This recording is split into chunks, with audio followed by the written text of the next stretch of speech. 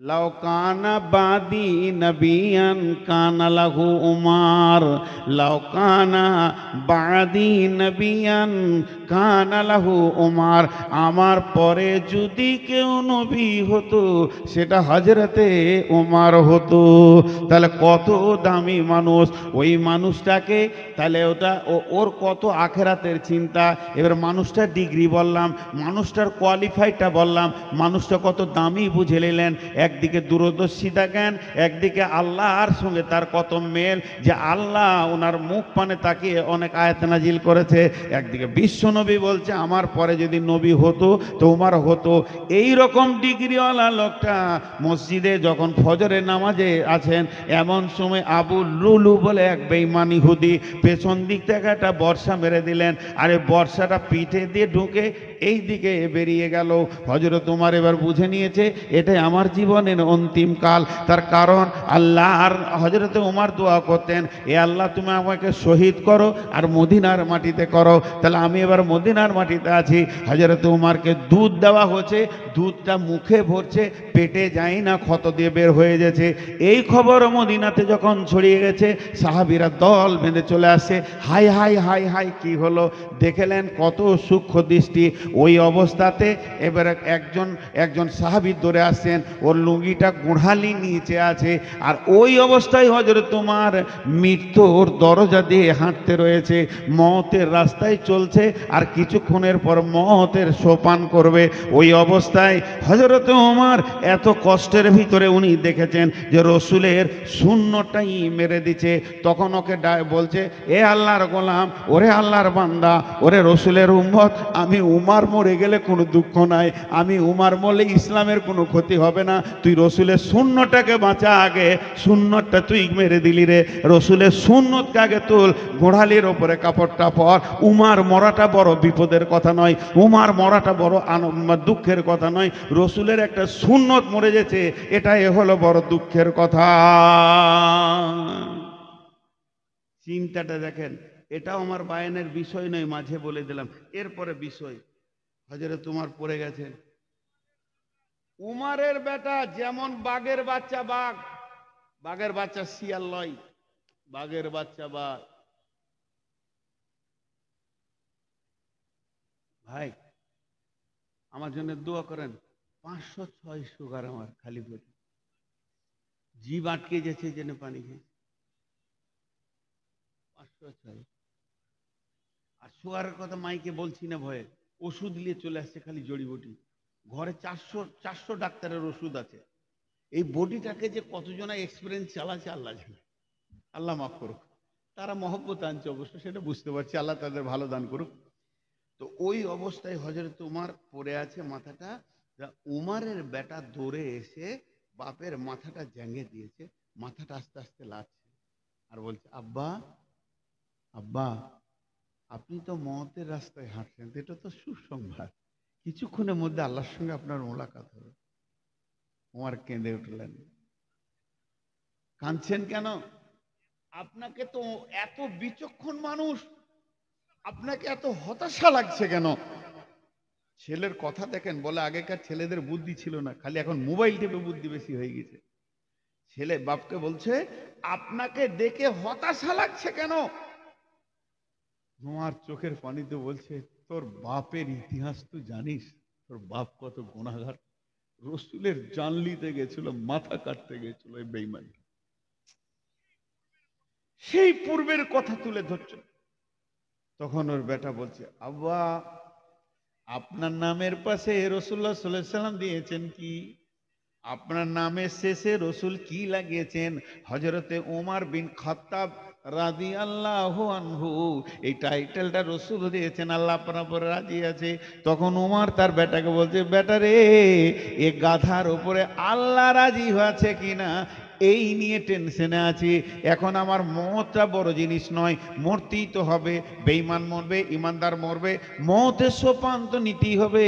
কিন্তু সব থেকে বড় চিন্তায় আছে, আমি মরার পরে রবের সামনে কেমন করে দাঁড়াবো। আমি তো আমার নেকি কিছু খুঁজে পেছি না, চিরুনি তল্লাশি করছি দূরবীন লাগিয়ে, আপনার কিনা লাইট দিয়ে, আমার জিন্দেগিতে নেকি খুঁজে পেছি না। এইটা বলতে বলতে বলছে, বেটা একবার আম্মা জান আয়েশার কাছে যাও, আম্মা জান আয়েশার কাছে যাও। কেন আব্বা? গিয়ে বলো গা যে আমার আব্বা ওর দুই বন্ধুর কাছে শুতে চাইছে। মানে রসুলের দাফন যেখানে হয়েছে পাশে আবু বাক্কার, তো ওইখানে আমি, ঘরটা তো আম্মাজান আয়েশার, রসুলের যেখানে দাফন হয়েছে ওটা আম্মাজান আয়েশার ঘর, মসজিদে নববী, ওটা ওই হুজরাটা আম্মাজান আয়েশার। তা আমি আমার দুই বন্ধুর পাশে থাকবো, একবার পারমিশনটা নিয়ে এসো। কেন? রসুল তো আছে, এটা ওর স্বামী হলো, রসুল তো আছে, এটা ওর স্বামী হলো, আর আবু বাক্কার আছে, এটা ওর বাপ হলো, দুজনার সঙ্গে পর্দা নাই। এরপরে যদি আয়েশা বলে স্বামী আর বাপের পরে আমি শুব, জায়গাটা রেখে দেয় তো রাখতে পারে, কারণ ওর জায়গা। আর আমি যদি শুয়ে যাই আয়েশার বড় বিপদ হয়ে যাবে। তাহলে একবার তুমি জিজ্ঞেস করে এসো আমার দুই বন্ধুর কাছে আমাকে শুতে দেবে কি না।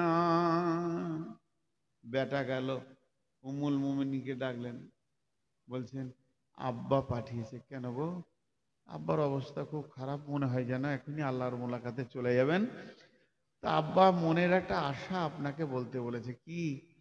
বলে দুই বন্ধুর কাছে শুতে চাইছে, দুই সাথীর কাছে শুতে চাইছে, এটা পারমিশন দিবেন? আম্মা জানা এসে বললেন, জি আমি পারমিশন দিব। ইসলামে, ইসলাম নামে যে প্রদীপটা জ্বলেছে, এই প্রদীপটা জ্বালাতে গিয়ে আমার যতটুকু কোরবানি আছে, আমি যতটা জান লাগিয়েছি, তার থেকে উমারের বেশি কোরবানি আছে। অতএব উমার রসুলের পাশে থাকার হক রাখে, আমার বাপের পাশে থাকার হক রাখে। আমি পারমিশন দিছি, আমার ঘরে উমারের দাফন হবে। এবার ছেলে বলল আলহামদুলিল্লাহ, গিয়ে শোনাচ্ছে, হ্যাঁ আব্বাজি আলহামদুলিল্লাহ, সুসংবাদ, আম্মা জান আয়েশা পারমিশন দিয়েছে। তখন হযরত উমর বলছে, বেটারে তুমি একটা কাজ করিও, আমি মরে গেলে আমার লাশটা নিয়ে গিয়ে দাফন করার আগে আর একবার পারমিশন নেবে, কারণ আমি এখন বেঁচে আছি। এই জন্যই হয়তো চোখ শরমে বলে দিয়েছে হ্যাঁ জায়গা দিব, আর মরে যাওয়ার পর যদি দেয় তবেই দাফন করবে। এরপরে বেটাকে বলছে, যে উদ্দেশ্যে এত বড় ঘটনা শোনালাম, এবারে মেন উদ্দেশ্য বলছি, বেটা তোর জাং থেকে মাথাটা মাটিতে নামিয়ে দে। আমি তো জীবনে কিছু করতে পারিনি, আল্লাহর কাছে কি করে মোলাকাত করব? সামনে আমার দিন চলে এসেছে, আমি আল্লাহর সামনে কেমন করে দেখাবো? তাই আমার মাটিতে যদি মুখটা নিগড়ে নিগড়ে মতটা হয়, আর এই দৃশ্য দেখে আমার রব যদি আমাকে মাফ করে দেয়, তাহলে উমার সেদিন বেঁচে যাবে। ভাইরা আমার, তাই আল্লাহ তাবারক ওয়া তাআলা বলছেন, ইয়াসআলুনাকা আনিস সাআতি আইয়ানা মুরসাহা। তোরা যে নবীকে বারবার কিয়ামতের প্রশ্ন করছিস, কতগুলি পুঁজি তোরা তৈরি করেছিস যে সেই কিয়ামতের দিন গিয়ে আল্লাহর সামনে তোরা দাঁড়াবি। আমরা নিজেদেরকে শেষ করে দিই। জি ভাই, বক্তা এলো, চলছে না, মাথা পড়ে যাবো, আমি মাথা ঘুরে পড়ে যাবো, না পড়ে যাবো, মাথা ঘুরতে। আপনার সঙ্গে আমি কোনো ঝোঁকাবাজি কথা বলি না, আপনার সঙ্গে একটা মনের সম্পর্ক। ভাই আমার জন্য দোয়া করবেন, কারণ আমার 506 সুগার নেব, মানে আমার শরীরটা পারমিট করছে না। আপনারা যে বসে আছে এখন, যে কটা আছেন এ কটা সলিড মাল আছে, এবার বুঝতে পারছি এরা আল্লাহর জন্য আছে। আমি আপনাদের ইমানের খবর জানি না, দিলের খবর জানি না, কিন্তু উপর দেখে তো আমি এইটুকু বলবো মেঘ উঠেছে পানি হবে, এটা তার গায়েবী খবর নয়। এখানে যে কটা লোক বসে আছে, আল্লাহওয়ালা লোকটি বসে আছে, তা আমি খুশি হয়ে দোয়া দিচ্ছি, হে আল্লাহ তুমি আমাদের সকলকে হেদায়েত দাও এবং কিয়ামতের মাঠে মাফ করো। জোরে বলেন আমিন। মা বোনেরা ধ্যান দিয়ে শোনেন, তো সেই কিয়ামত, আমি কিয়ামতের দৃশ্যটা কেমন হবে এটা আজকে বয়ান করিনি, কিয়ামত হবে খালি এই পর্যন্ত বলছি। কিয়ামতের মাঠটা কেমন হবে ওটা ধরলে আলাদা সাবজেক্ট চলে আসবে, কিয়ামত হবেই। জি, তো হযরত ওমর কাঁদছেন, পরকালের প্রতি অন্ধ বিশ্বাস, স্বচ্ছ চোখে দেখার মতো ঈমান রাখতে হবে, তবেই চলার পথ সোজা হবে। ভাইরা আমার, বিসমিল্লাহির রহমানির রহিম। وعن ابي هريره رضي الله تعالى عنه قال قال رسول الله صلى الله عليه وسلم 15 খাসলাতাম মিন উম্মতি ইযা তুখিজাল ফাইয়ুদু বালান ওয়াল আমানাতু মাগনামান ওয়াজ যাকাতু মাকরামান তুআল্লিমা লিগাইরি দিন আতা রাসূল উমরাতাহু আকা উম্মাহু আদনা সাদিকাহু আকসা আবাহু জাহারাতিল আসওয়াতু ফিল মাসাজিদি সাদাল কাবিলাতা ফাসিকুহুম জাইমুল কওমি আরদুলুহুম ওয়া উকরিমা রুজুলু মাকাফাতাস সারিহি ওয়া জাহারাতিল কায়নাতু ওয়াল মা'যিফু সুরিবাতিল খুমুরু লিবাসুল হারির লানা হাদিহিল উম্মাতু আউয়ালুহা ফারতাকিমু ইনদা যালিকা রিহান হামরা।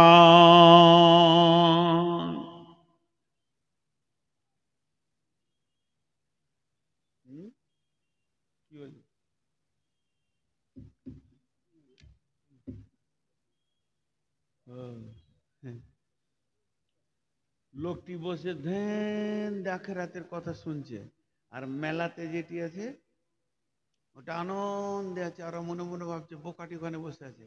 আর মাদ্রাসা কমিটির ভিতরে বলছে কখন টাকার কথা বলবে রে, কখন টাকার কথা বলবে। একটা বায়ান শুনে নি এরা, খালি টাকা বললি দিল খোশ। হাসিটা দেখেন কেমন দিয়েছে। জি ভাই, টাকা আপনি মাদ্রাসাকে দেবেন, কমিটিকে তো দেবেন না।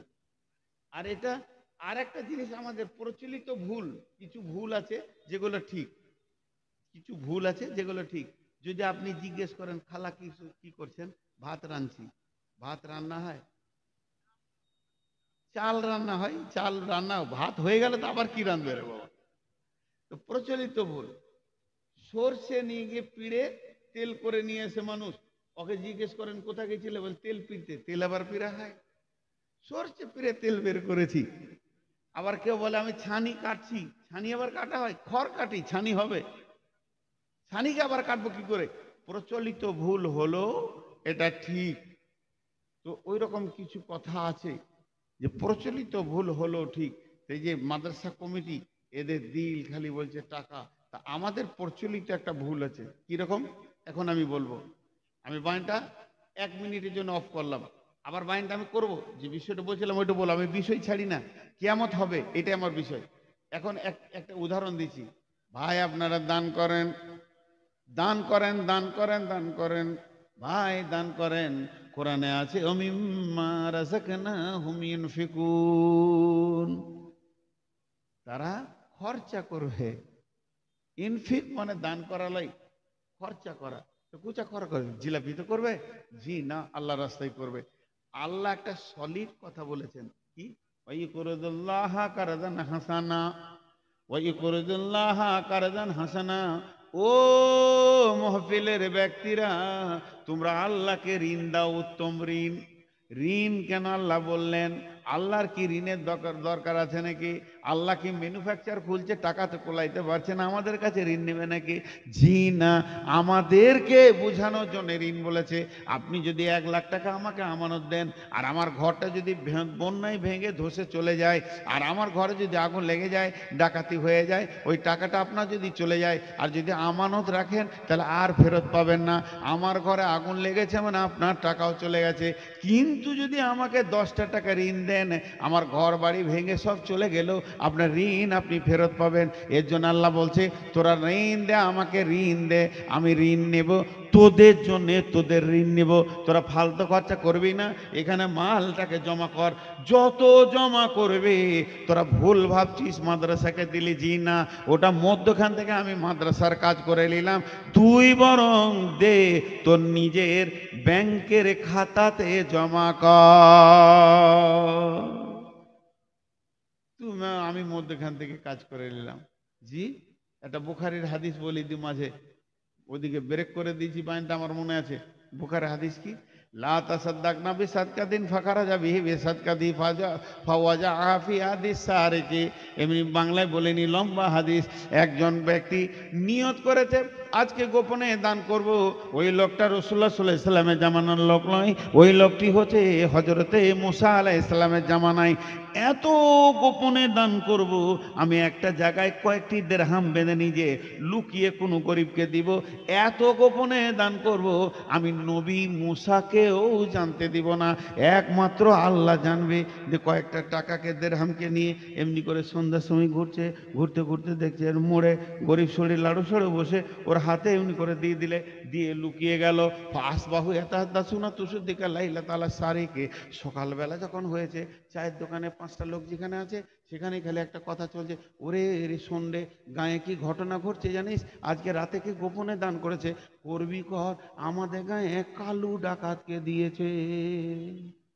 মালটা চোরের হাতে পড়ে গেছে। ও দান করেছে কিন্তু মালটা কার হাতে পড়ে যায়? চোরের হাতে।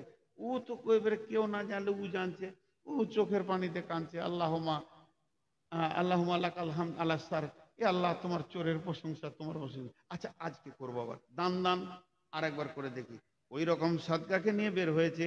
আজকে বেটা ছেলেকে দিব না, মেয়ে ছেলেকে দিব। কোন রকম গিয়ে গোপনে একটা মেয়ের আঁচলে ফেলে দিয়ে নিজেকে চাদর ডাকারে আন্ধারে লুকিয়ে গেছে। আসবাহু তুসুদ্দাকা আলাল লাতা আলাল জানিয়া। আজকে গোপনে কে দান করেছে? প্রথম দিন দিয়েছে চোরকে, আজকে দিয়েছে বেশ্যাকে। যা দুদিনই লস। ও কাঁদছে। আচ্ছা দান, দান 3 দান দেখা যাক, আজকে আবার দান কর। ওই রকম গোপনে দান করে একটা বুড়া সারা লাড়ু সাড়ু লোক 3 মাথা মোড়ে বসে আছে। ওর ক্ষমতা নাই জৈবনের ক্ষমতা, আর না আছে চুরি করার ক্ষমতা। নিজেই দেয়াল ধরে উঠে আর বসে, ওর কোলে দিয়েছে। সকালবেলায় আবার ঘটনা, আল্লাহ কোন দাতা এলো রে চিন্তামণি ফতেপুরে। প্রথম দিন দিয়েছে চোরকে, দ্বিতীয় দিন দিয়েছে বেশ্যাকে, আজকে আবার দিয়েছে বড় লোক বকিল হাড় কিপটে মালকে। যা এখনো কাঁদতে শুরু করেছে, খুব কাঁদছে, আল্লাহ আমার দান তুমি কবুল করনি। হাদিসের ভাষা আছে ফাউতিয়া কিলা লাহু। ওকে আল্লাহ কিভাবে বলছে, ও কিভাবে বুঝছে এটা আল্লাহ জানে। ওকে আল্লাহ বলছে, বান্দা তোর দানের ভিতরে ইখলাস ছিল, তোর দানের ভিতরে ইখলাসটা এত বেশি ছিল যে তুই নবীকেও পর্যন্ত জানাসনি, যুগের নবী মুসাকে ওর হাত দিয়েও দান করিসনি যাতে করে লোকে প্রচার হবে। তুই গোপনে দান করেছিস। আর আমি আল্লাহ তোর দানটাতে 2 মুখ কাজ করে নিয়েছি। একদিকে তোকে দানের বদলা তো দিবই দিব, আর 3 জনকে হেদায়েত দিয়েছি। চোর যখন মালটা তোর পেয়েছে, চোখের পানিতে রাতে উঠে কাঁদছে, আল্লাহ আমার নাম কালু ডাকাত, এলাকার মধ্যে সেরা চোর, মানুষ আমাকে নোংরা চোখে দেখে, আর আমার ঘরে তুমি বিনা মেহনতে টাকা ভরে দাও। আমি লোকের টাকা ছিনতাই করে, চুরি করে, ডাকাতি করে রুজি রুটি খাই, আর বিনা মেহনতে তুমি টাকা দাও। আমি ভেবেছিলাম পৃথিবীর মানুষ আমাকে কাছে বসতে নেয় না, তাহলে সামান্য মানুষ যদি আমাকে বসতে না নেয়, তাহলে তোমার মতো রব আমাকে কেমন করে নিবে? রবের কাছেও আমার হয়তো জায়গা নাই, এটা আমার ধারণা ছিল। কিন্তু আজকে আমি বুঝে নিলাম, এই আল্লাহ তুমি আমাকে কত ভালোবাসো, আমার ঘরে বিনা মেহনতে টাকা ভরে দিয়েছো। আজকে আমি তওবা করছি, তওবা করছি, না খেয়ে কুকুরের মতো মারা যাব, আর চুরি করব না। তওবা করে লোকটা নামাজি পরেজগার হয়ে গেল। ওই রকম বেশ্যা মেয়েটা বলছে, আল্লাহ আমি আমার জীবন যৌবনের বিনিময়ে রুটি রুটি খাই, আমার পেটের খাবারটা আমার যৌনাঙ্গের মেহনতে হয়ে থাকে, তাহলে আমি কত নোংরা, আমাকে কেউ নেয় না, আমার সাথে কেউ কারো ছেলে মেয়েকে ঘুরতে দেয় না, দেখলে আমাকে নোংরা বলে, মানুষ ঘৃণা নজরে দেখে, রাস্তায় হাঁটলে বলে রান্ডি গেল, বেশ্যা গেল। কিন্তু তোমার মতো রব কত ভালো, আমার মতো বেশ্যার খেয়াল রেখে দিয়েছো, বিনা মেহনতে আমার ঘরে খাবার দিয়েছো। আজকে থেকে তওবা করছি, এ খাবার আর আমি করব না, ওই কাজ করব না। তওবা করে মেয়েটাও আল্লাহ রাস্তায় ফিরে এলো। ওই রকম বড় লোক বকিলটা বলছে, আল্লাহ আমি জীবনে দান করি না, আমি হার কিপটে, এই জন্য আমার ঘরে লোকের মাল তুমি ভরে দিছো, জাকাত ওসরের ফিতরার মাল, দানের মাল ভরে দিছো। মাবুদ গো এটা দান করে দিব, আমার মালও দান করব। সেই লোকটা সেই দিন থেকে বকিলি ছেড়ে ছেড়ে দিয়ে আবার দাতা হয়ে গেল, একদিকে ও নেকি পেল, একদিকে 3 দিকে হেদায়েত পেল। এখলাস থাকলে ওই দানের বদলতে যদি কোটি টাকা বিনা এখলাসে হয়, আর এখলাসে যদি 1 লাখ টাকা হয়, এই মাদ্রাসা থেকে একটা একটা বাচ্চা, একটা আল্লাহর ওলি জন্ম নেবে, একটা বাচ্চা পরেজগার দিনদার জন্ম নেবে। আপনাদের মালের রিয়াকশনে ওই ছেলেগুলো খাবে, ওদের ইমানি জজবা বাড়বে। অতএব গোপন দান করা যায়, প্রকাশ্যে দান করা যায়, গোপন দানটা বেশি ভালো। প্রকাশ্যে দান করা যায়। তো আমি যে কথা বলতে যে এই দিকে ঘুরে চলে এলাম ডানের দিকে, আবার ওই দিকে ঘুরে গেছি, কিন্তু কিয়ামত হবি, কিয়ামত হবি। আমি একটা কথা জিজ্ঞেস করি, এখানে কেউ আছেন একজন খালি উঠে বলবেন যে কিয়ামত হবে না? সবাই আমরা বিশ্বাস করি, সবাই বিশ্বাস করি, কিন্তু বিশ্বাস যে করি সেই দিনের পুঁজি কে কে রেডি করছি? কে কে রেডি করছি? পুঁজি তো রেডি করতে হবে, বিশ্বাসের সাথে তো কাজটাকে মিলাতে হবে। খালি মুখে বিশ্বাস হলে হবে না। আমি একটা হাদিস পড়েছি আপনাদের সামনে, খালি তর্জমা করে দেবো, এর বিশ্লেষণ করবো না। এর বিশ্লেষণটা আশা করছি কালকে করব, রঘুপুরে পলসন্ডাই হাদিসটা বিশ্লেষণ করব। কিন্তু শুধু শুনিয়ে দিচ্ছি কিয়ামতটা কত দূরে আছে। রেল লাইনের দুদিকে তাকান, খালি ফাঁকা, এদিকেও ট্রেন দেখা যায় না, এদিকেও দেখা যায় না, কিন্তু আলোটা লাল ছিল, সবুজ হয়েছে। লাইনের মাঝে আর থাকবেন? আলোটা লাল ছিল, সবুজ হয়েছে, লাইনের মাঝে আর থাকবেন? আসছে, বুঝে নিয়েছেন ও মাল আসছে, দম দম দম দম করে চলে আসছে, থাকবেন না। তা আল্লাহ রসুল বলছে তোদেরকে সবুজ আলো দেখিয়ে দিই, গুনবেন। নবীজি বলছেন খামসা আসরা খাসলাতান মিন উম্মতি, আমার উম্মতের ভিতরে যখন 15টা গুণ দেখতে পাবি, আমার উম্মত যখন 15টা কাজ করবে, আমার উম্মত 15টা জিনিসে তাদের কাছ থেকে পাওয়া যাবে, তাহলে জেনে নাও কিয়ামত সবুজ আলো পেয়ে গেছে। এবার কিয়ামত ঢুকছে। 1 নম্বরে হলো ইদা তুখিজাল ফাইয়ু দুবালান ওয়াল আমানাতু মাগনামান ওয়াজ যাকাতু মাগরামান। 3টে একসঙ্গে বলবো। জনসাধারণের মাল নেতারা লুটে খাবে, আমানতের খেয়ানতি চলবে, যাকাতকে জরিমানা মনে করবি। জনসাধারণের মাল নেতারা লুটে খাবে। হাজি, জনসাধারণের মাল নেতারা লুটে খাবে। আজকে দেশের নেতাদের অবস্থা কি বলেন তো? চুরি করে ভোট নিয়ে গদিতে বসছে, ওর কাছ থেকে সুখের আশা কি করতে পারেন? একবার খেয়াল করেন, একটা জেলা চালাতে গেলে আইএসআই অফিসার হতে হচ্ছে, ডিগ্রি হতে হচ্ছে, তার মাস্টার্স করতে হচ্ছে, গ্র্যাজুয়েশন করতে হচ্ছে। আর যে দেশ চালাইছে সে চাওয়ালা, হকার। এবার অবস্থা কি হবে? ট্রাকের হ্যান্ডেলটা যদি মাতালের হাতে দেওয়া হয়, যে অবস্থা হবে, দেশের অবস্থা তাই হচ্ছে। নবীজি বলছেন জনসাধারণের মাল নেতারা লুটে খাবে, ওয়াল আমানাত মাগনামান, আমানতের খেয়ানতি চলবে। কাউকে যদি আমানতের টাকা দেওয়া হয়, ওই লোকটা আমানতদারি রাখতে পারবে না। ওয়াজ যাকাত মাগরামান, যাকাতকে জরিমানা মনে করবি। দেখেন এগুলো চলছে কি চলছে না, আমি আজকে বিস্তারিত বলবো না। তাহলে 3টে হলো তুলিমা লিগের দিন, দিনের শিক্ষা বাদ দিয়ে বেদিনী শিক্ষার প্রচার প্রসার হয়ে যাবে। মাদ্রাসাগুলো মনে হবে এতিমখানা, আর মিশনগুলো মনে হবে অনেক বড় সুখের জায়গা। মিশন তত্তর করে বাঁচে, মাদ্রাসা এতিমখানা হয়ে থেকে যেছে। জেনারেল শিক্ষার পেছনে মানুষ হুর হুর করে দৌড়বে। একটা বাচ্চা পুঁথুলের মতো জন্ম নিলে মা বাপের মাঝে যখন ঘুমাবে স্বামী স্ত্রী যুক্তি করবে কোন মিশনে দিলে ডাক্তার মাস্টার হবে। মা আমার, বন্ধু আমার যেদিন মরে যাবে, মা আমার, ভাই আমার যেদিন মারা যাবে, উকিলের ওকালতি শেষ, জজের জজগিরি শেষ, ইঞ্জিনিয়ারের ইঞ্জিনিয়ারিং শেষ, ডাক্তারের চিকিৎসা শেষ। যেদিন আজরাইল আসবে সেদিন ওর সমস্ত ডিগ্রি শেষ। কিন্তু মৌলবি লাইনে দেবেন, আলেম হবে, মাওলানা হবে, হাফেজ হবে। যেদিন মরবে নতুন উদ্যমের একটা জীবন পাবে, কিন্তু সেই দিকে মা বাপের খেয়াল নাই। তো অনলি মালিকাইরে দিনই আতার রজলম, চারটা বলা হয়ে গেল। জনসাধারণের মাল নেতারা খাবে, আমানতের খেয়ানেতি চলবে, জাকাতকে জরিমানা মনে করবে, আর দিনই শিক্ষা বাদ দিয়ে বেদিনী শেখার প্রচার প্রসার বেড়ে যাবে। আর এক চারটা একসঙ্গে বলবো, আটটা হয়ে যাবে। আতারা জুলমরা তাহু আক্কা উম্মাহু আদনা সাদিকাহু আকসা আবাহু। এমন একটা দিন আসবে রে, পুরুষেরা মেয়েদের পেছনে পেছনে ঘুরবে। যদি এটা বুঝতে না পারছেন, একবার মেলাতে যান। কুত্তি আগে, কুত্তা পেছনে, কুত্তির পেছনে কুত্তা যেমন আশ্বিন মাসে ঘুরে, বর্তমানে যুবকরা যুবতীর পেছনে ঘুরবে। নবীজি বলছেন আতার রাজুল উমরাতাহু আক্কা উম্মাহু, মাকে ধুমকে কথা বলবে, তাতে রাগে হোক মিষ্টি কথা হারিয়ে যাবে। মা সাধারণ কথাতে ধুমকি খাবে। মা যদি বেটাকে হাসতে হাসতে বলে, বেটা কোথায় যাচ্ছিলে, তোমাকে বলতে হবে নাকি, এটাও হলো ধুমকি। অথচ আল্লাহ বলছে কুলু কওলান কারীমা, তুমি মিষ্টি কথা বলো। তালা তানহারহুমা, তাদেরকে ধুমকায়ও না, কিন্তু মাকে ধুমকাবে।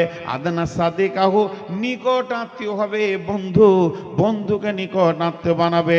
আদনা সাদিকাহু আকসা আবাহু, বাপকে ঝিড়কে ঝিড়কে রাখালের মতো বেটারা কথা বলবে। বাপ আর মায়ের মিষ্টি কথা শোনার আফসোস থেকে যাবে, আর বন্ধুকে মিষ্টি কথাতে সুগার বানিয়ে দেবে, আর মেয়েদের পেছনে পেছনে ঘুরবে। আটটা হয়ে গেল। 9 নম্বরে জাহারাতিল আসওয়াত ফিল মাসাজিদে, মসজিদে জোরে জোরে দুনিয়ার গল্প করবে, মসজিদটা আড্ডাখানা বানাবে। সাদাল কাবিলাতা ফাসিকুহুম, গায়ের বিচারক হবে, নেতা হবে চরিত্রহীন লোক, লুচ্চা লম্পট লাফাঙ্গার মাতাল চোর সুদারু, এরা গায়ের বিচার করবে। গায়ের যদি কোনো একটা বিচার হয়, সেখানে দিনদার ইমানদার পরেজগার পাওয়া যাবে না। যত মাতাল সুদারু লাফাঙ্গার আর আপনার কিনা লুচ্চা, যাদের জিন্দেগির গ্যারেন্টি নাই, চরিত্রের গ্যারেন্টি নাই, এরাই মাদ্রাসা, এরাই আপনার কিনা গায়ের বিচার করবে। আর ছাগলের রাখাল পঞ্চায়েতের প্রধান হবে, নিজের নাম সই করতে পারবে না, এরাই আবার নিতার্ক দিতে বসবে। আর উকরিমার রাজুল মাখাফাতা সারিহি, মানুষ মানুষকে ভয় করবে, তার মারের ভয়ে সম্মান করবে, তার মারের ভয়ে। ডিগ্রির কোনো সম্মান থাকবে না, মাস্টার ডাক্তার ইঞ্জিনিয়ারের সম্মান নাই, মারের ভয়ে ওকে সম্মান করবে। বিশ্বনবী বলছেন এমন যেমন আসবে জাহারাতিল কায়নাতু ওয়াল মাযিফু, ঘরে ঘরে গান বাজনা ঢুকে যাবে, পকেটে পকেটে 24 ঘন্টা টানানা টানানা চলবে। আল্লাহর নাম জিকির নেওয়া মানুষের সময় থাকবে না, তাদের কাছে শুধু গান বাজনা বেড়ে যাবে। আর তারা করবে কি, সুরে বাতিল খুমর, আমার উম্মত মদের বোতলে হাত দিয়ে দেবে, মদ অবাধভাবে পান করবে।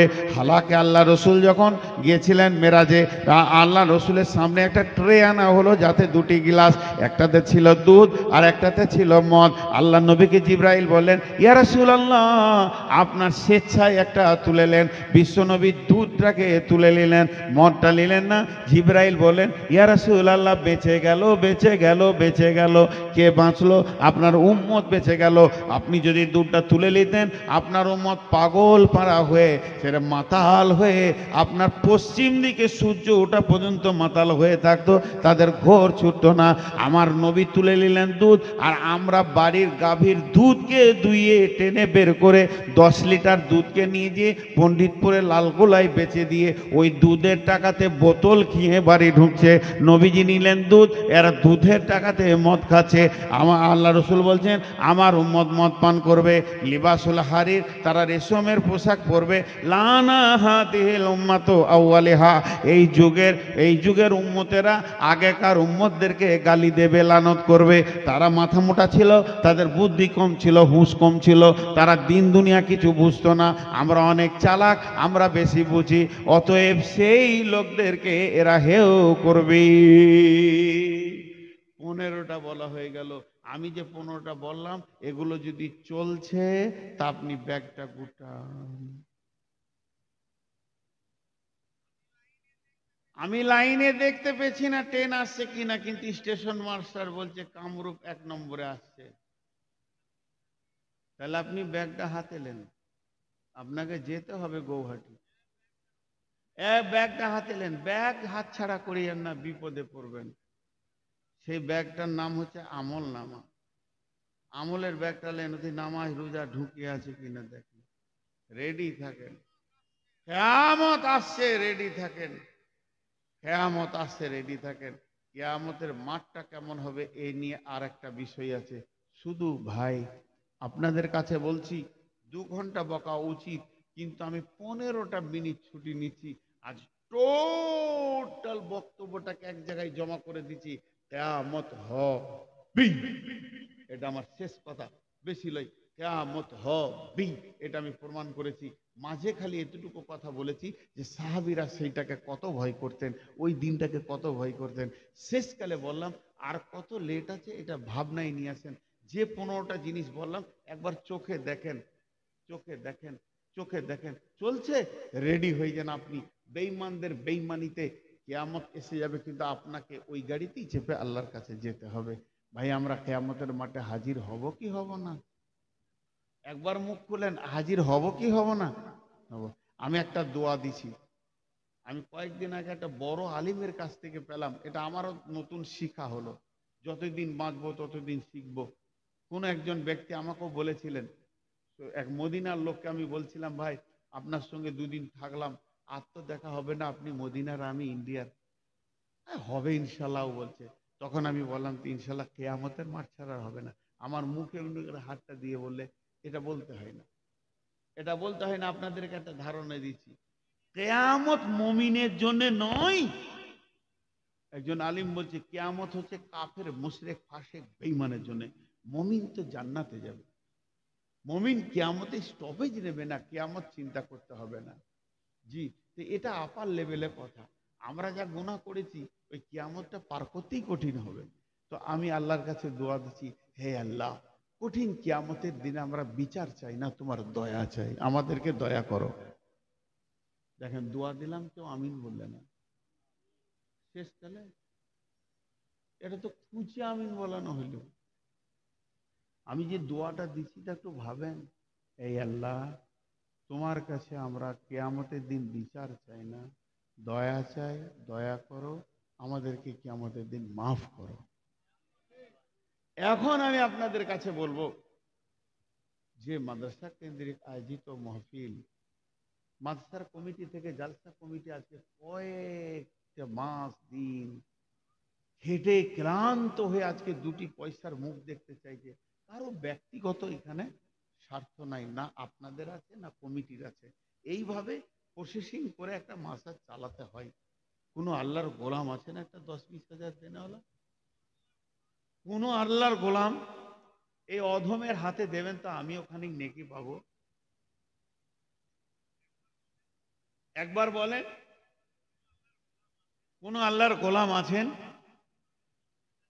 একটা 10,000, 5,000, 10,000, 20,000 দেনেওয়ালা? দুর্গম গিরিকান্তর মরুদুস্তুর পারাবার লঙ্ঘিতে হবে রাত্রিতে যাত্রী হুঁশিয়ার ফুলিতেছে দল দুলিতেছে তরি ভুলিতেছে মাঝি পথ। কে আছো নওজোয়ান হাঁকো আগোয়ান, হও আগোয়ান হাঁকিছে ভবিষ্যৎ। কে আছো আল্লাহর গোলাম, একবার উঠে দাঁড়ান। আল্লাহর দিনকে কায়েম করার জন্য আপনি আপনার আমল নামাতে 20,000 টাকা জমা করেন, 5,000 টাকা জমা করেন, মাশাআল্লাহ 1,000 টাকা দিন। আর কেউ আছেন আল্লাহর গোলাম? আপনাদের বক্তা আসছেন ইনশাআল্লাহ। কত দূর আছে আমি কি বলবো? বলেন, আল্লাহর গোলাম কে আছেন? রসুলের উম্মত কে আছেন? একবার মুখ খুলেন ভাই, বলেন। জি, যা রে বলেন না, দিবেন, ওইগুলো দিবেন। জি, 1000 করেই দেন, আমি 5000 চাইছি, তাও আমাকে কেউ টাকা দেন, কেউ দেয় না। এটা আমার আশ্চর্য। আমাকে খালি একটা জিনিস দেয়, রাতের শেষে দেয়, টাকা দেয় না, রাতের শেষে দেয়। আর আমার আগের বক্তা এই যে হবিবুর রহমান, মাংস খেয়েছে, হাড় খেয়েছে, হাড়টা চুষে চলে গেছে, একটু লাগিয়ে যান ঝাল মশলা, চুষে চলে গেল। এটা আমার কপাল।